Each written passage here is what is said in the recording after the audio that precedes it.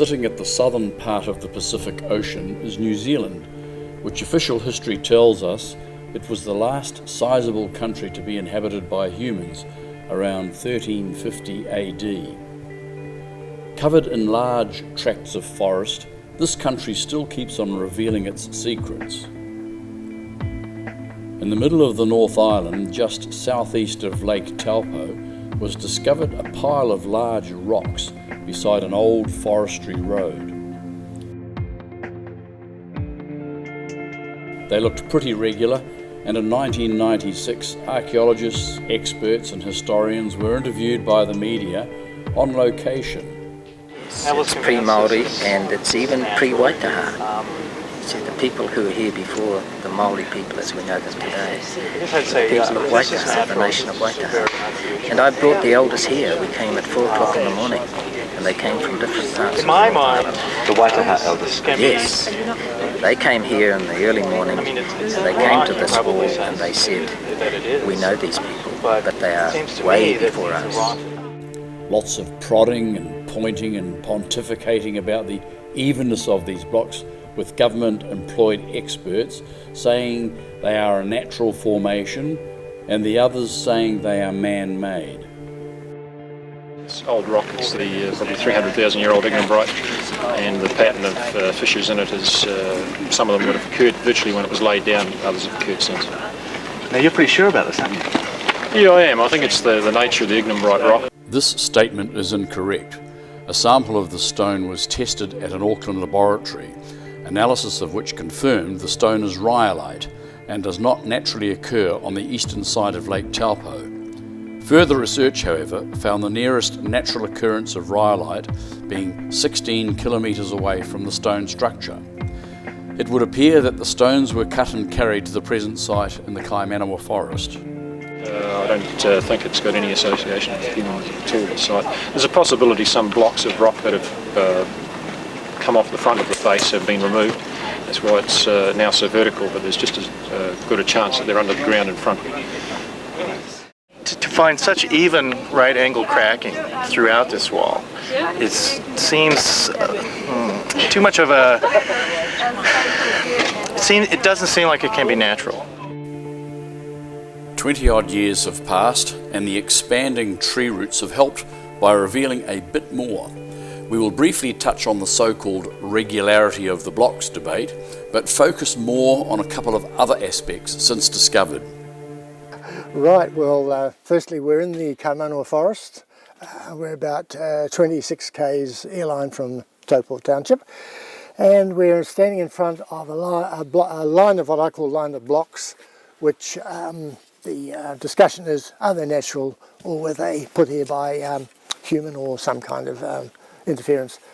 And when you start looking at the shape of it, you start thinking to yourself, well, there's got to be a very clever nature at work here, or else this has been worked on. Now this, of course, this crack here is, you know, from an earthquake or something like that, or the tree above putting its roots down, but these tell the story as far as I'm concerned. And we come through to here, and we've luckily got a tree root that's pushing right down here and has dislodged this corner. So this block here, having moved out, has exposed square edges, and with this little spatula you can feel the square edges there, you can feel the square edges there, and the square edges there. And if we want to be really clever, we can go to the back where there's another layer of blocks there, and that's all square too. I can't indicate it to you, but we'll see it from the other side. So that tells a big story, and that will gradually fall away, and the story will be expanded, I'm sure. So when we were pulling away the greenery, we noticed a consistent bevel which seemed to run consistently through it. So we made a little bevel square, put that on there, and just to get a rough idea, it's a bit cheek, but we'll go down now about another 10-15 metres and show you another piece of wall, and we'll take the bevel with us. Yes. So we're 30 paces up from the wall towards the east. That's our bevel square that we took off the other wall, and this is a piece we found here, and I venture to say it's the same. So in finding the bevel, we then found we were standing on a piece of rock face which was so smooth we couldn't believe our eyes. It was just like it was poured concrete. And I think that speaks for itself. Square-edged, everything. Suddenly, we realised that the lower block had a neatly cut recess, enabling it to slide in under the block above, hence locking in both blocks.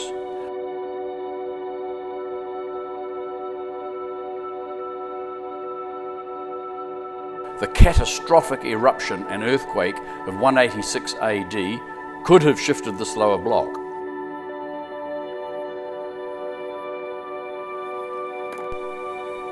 Popping up from a fairly flat terrain is this evenly sloped steep mound. We could feel with our prods all the way up this mound, going through the soft ash, then the scraping through a layer of pumice, at times hitting a tree root, then finally always hitting solid rock.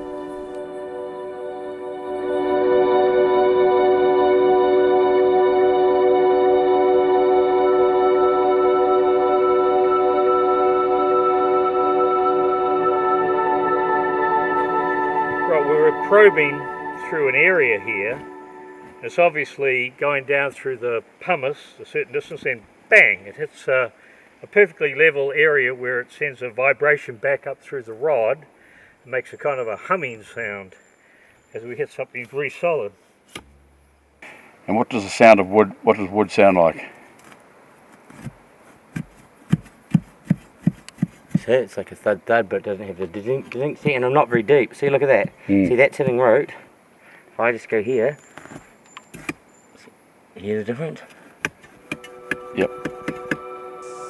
So, in conclusion, other than the debate on how even the edges are of these stone blocks, there are of course the beveled edges, and with the neatly cut recess in one of the blocks that we saw, it certainly makes one think. We are 99% sure that this is a man-made structure.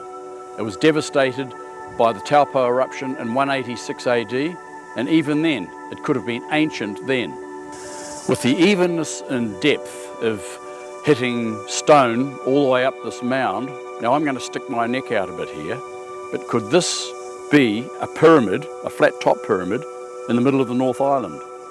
In Europe or the British Isles, there would be great excitement and public announcement over the hint of a discovery of something like this. But not in New Zealand. Think what a great tourist attraction this could be.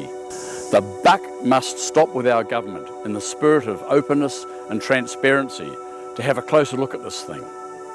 If you know of anyone in authority who can help us solve this mystery, get them to contact us.